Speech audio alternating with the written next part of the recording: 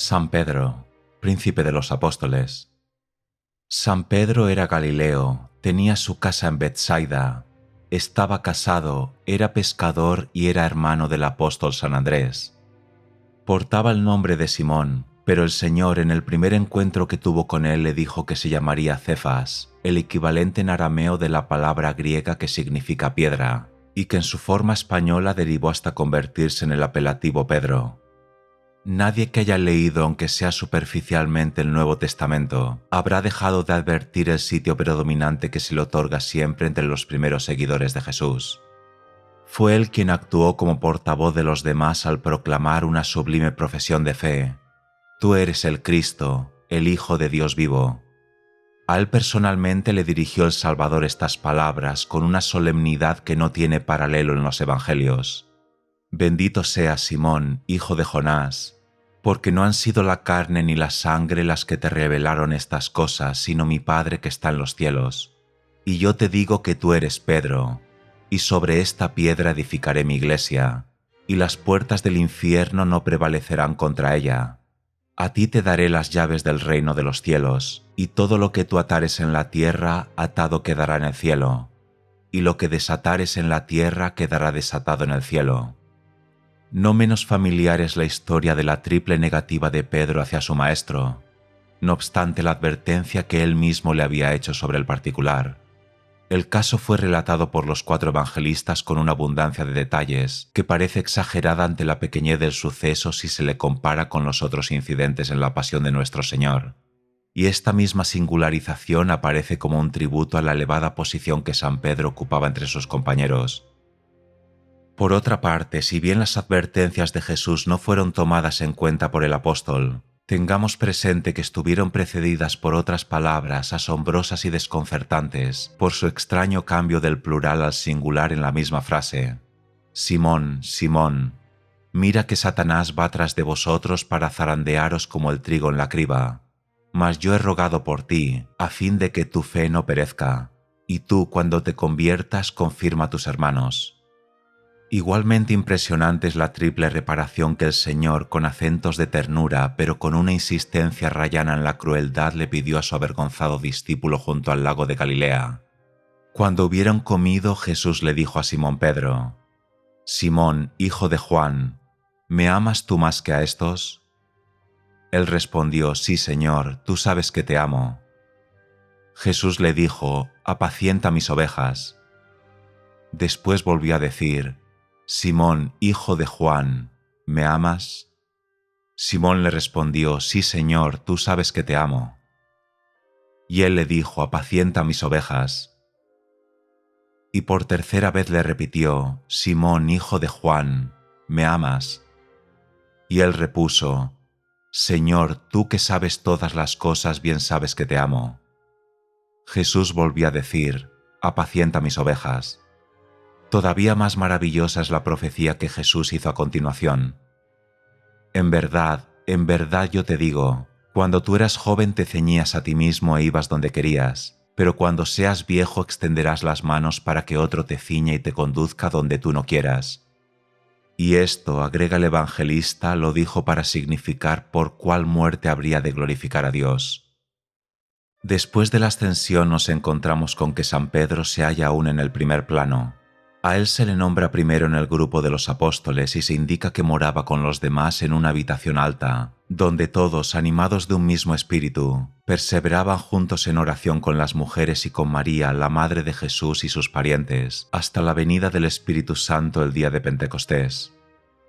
También fue Pedro quien tomó la iniciativa al elegir un nuevo apóstol en el lugar de Judas, y el que primero habló a la muchedumbre para darle testimonio de Jesús de Nazaret, un hombre autorizado por Dios a vuestros ojos, con los milagros, maravillas y prodigios que por medio de él ha hecho entre vosotros, a quien Dios ha resucitado, de los que todos nosotros somos testigos. Y se agrega más adelante: oído este discurso se compungieron sus corazones y dijeron a Pedro y los demás: «Hermanos, ¿qué es lo que debemos hacer?». A lo que Pedro respondió: «Haced penitencia y sea bautizado cada uno de vosotros en el nombre de Jesucristo». Entonces los que habían recibido su palabra fueron bautizados, y se agrega que aquel día se añadieron a la iglesia cerca de 3000 personas. También se ha registrado a Pedro como al primero que realizó un milagro de curación en la iglesia cristiana. Un hombre cojo de nacimiento se hallaba al borde del camino por donde Pedro y Juan subían hacia el templo a orar, y les rogó que le diesen limosna. Pedro entonces, fijando con Juan la vista en aquel pobre, le dijo: «Mira hacia nosotros». Él los miraba de hito en hito en espera de que le diesen algo. Mas Pedro le dijo: «Plata y oro yo no tengo, pero te doy lo que tengo. En el nombre de Jesucristo Nazareno, levántate y camina». Y tomándole de la mano derecha lo adelantó, y al instante se le consolidaron las piedras y los pies. Y dando un salto se puso en pie y echó a andar, y entró con ellos en el templo por sus propios pies, saltando y loando a Dios.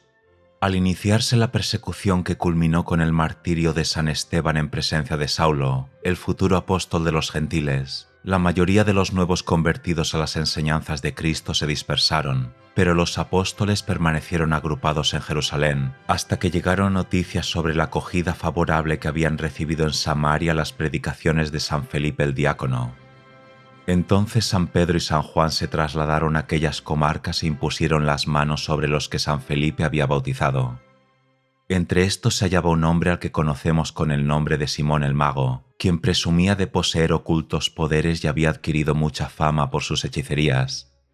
Al ver el mago lo que sucedía con los recién confirmados, se acercó a los apóstoles para decirles: «Dadme a mí también esa potestad, para que cualquiera a quien imponga yo las manos reciba el Espíritu Santo». Pero aun cuando ofreció dinero no obtuvo más que una rotunda negativa.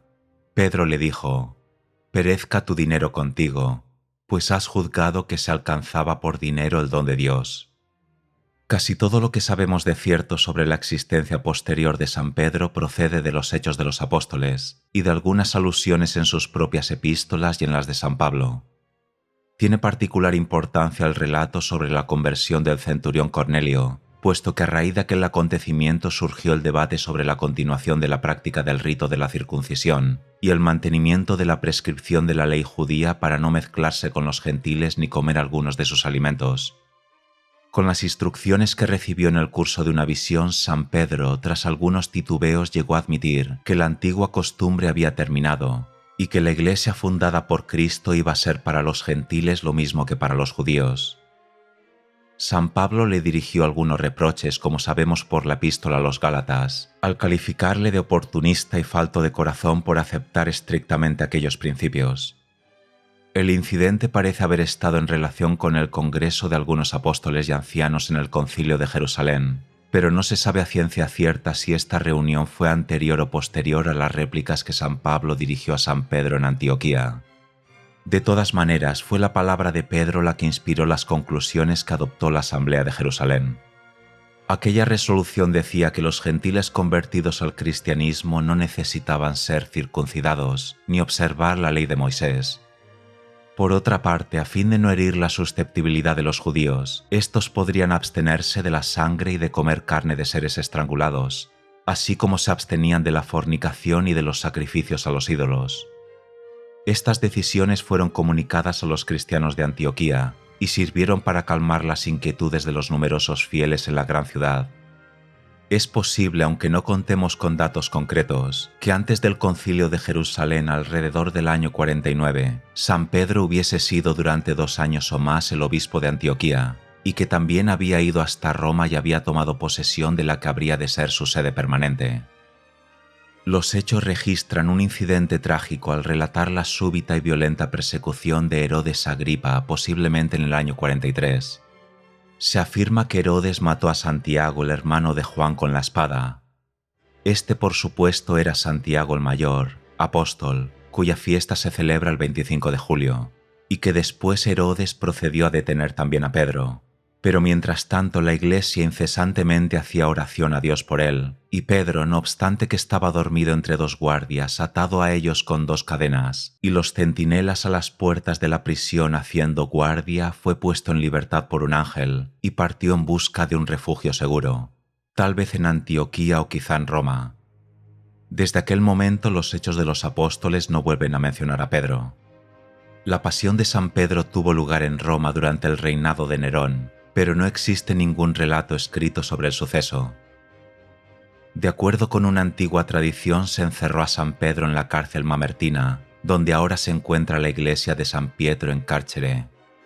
Tertuliano, quien murió cerca del año 225, dice que el apóstol fue crucificado.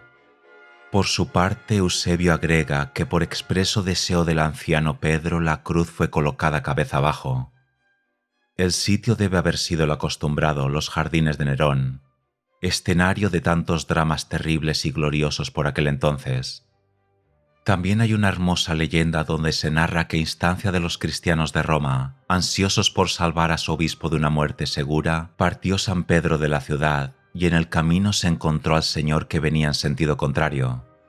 El apóstol le preguntó: «Quo vadis, Domine?» ¿A dónde vas, Señor? Jesús repuso: «Voy a ser crucificado por segunda vez», y al instante San Pedro emprendió el regreso a Roma, porque había comprendido que aquella cruz de que habló el Salvador le estaba destinada.